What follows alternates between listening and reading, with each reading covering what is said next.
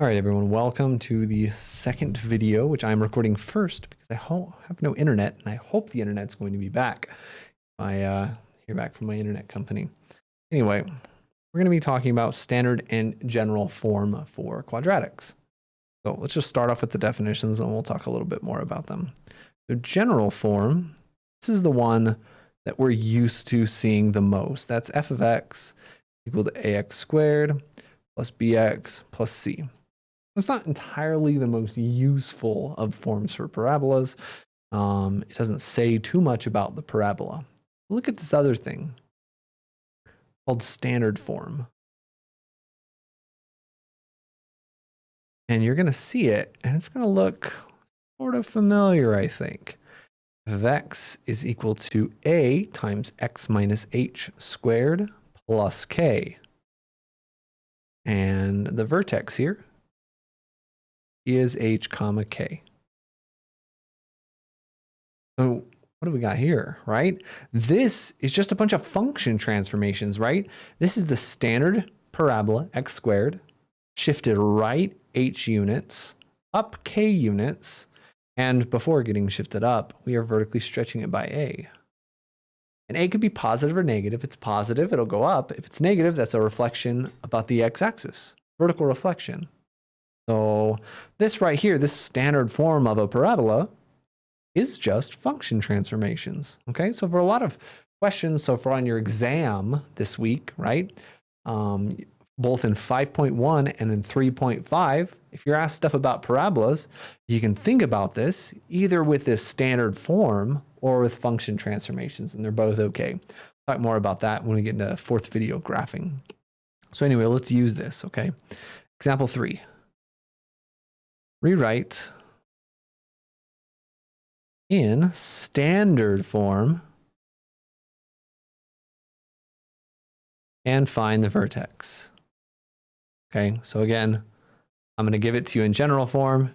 I'm going to ask you to put it in standard form and find that vertex. So f of x is equal to x squared minus 12x plus 32. And of course, look at standard form, right?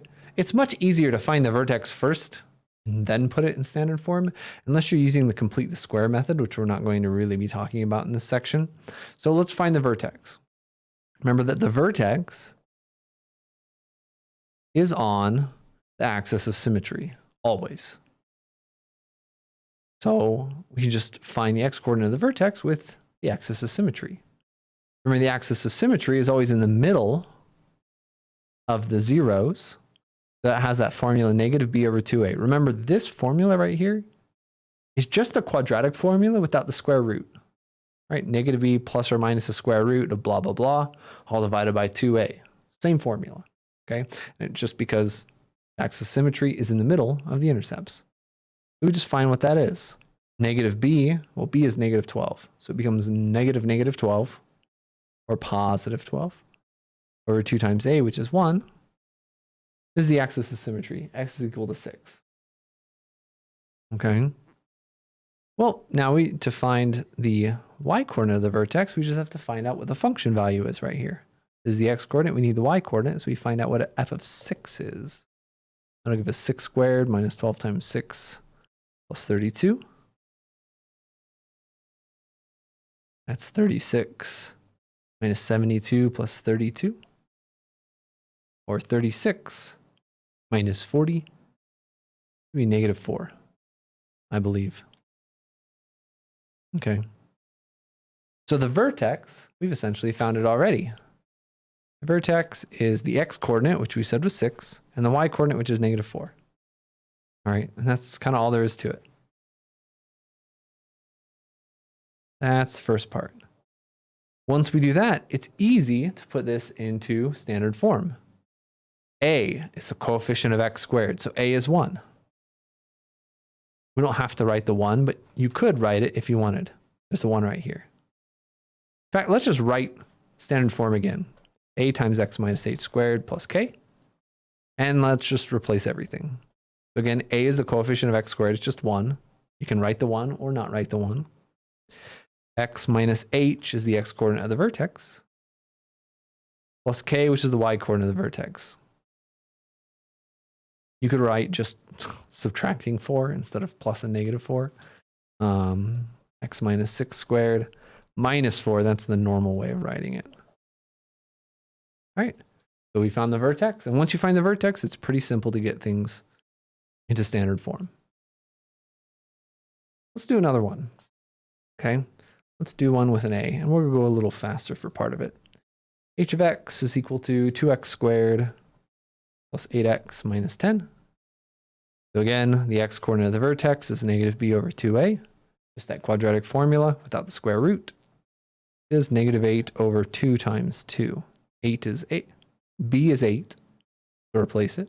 A is 2, so replace it. We get negative 8 over 4 is just negative 2. That's the x coordinate of our vertex. Y coordinate, we have to find it by plugging it in. It's going to be 2 times negative 2 squared plus 8 times negative 2 minus 10. Simplify this all out. This is going to be 8 minus 16 is negative 8. Minus 10 is negative 18. You can use a calculator for this. So what's the vertex? It's the x coordinate, which is negative 2. And the y coordinate, which is negative 18. That's our vertex. Again, once you do that, standard form's not too bad. Standard form is f of x is a times x minus h squared plus k. Oh, we have h of x this time. So a is the coefficient of x squared. Here a is 2. H is this. Subtracting a negative 2 is the same thing as adding a positive 2. Plus k minus 18. Let's not forget our squareds. A lot of people forgot the squareds here on the function transformation section, and I just forgot my squared right here just now. So I don't know what's going on with those elusive squares, but don't forget them. All right. So that's the basics of this. There's no part C. Do another example, example 4. All right. So use the vertex h comma k and a point on the graph x comma y to find the general form of the following. Okay, so we just found standard form. General form is the ax squared plus bx plus c. All right. So part A is going to be where our vertex is 2, 0.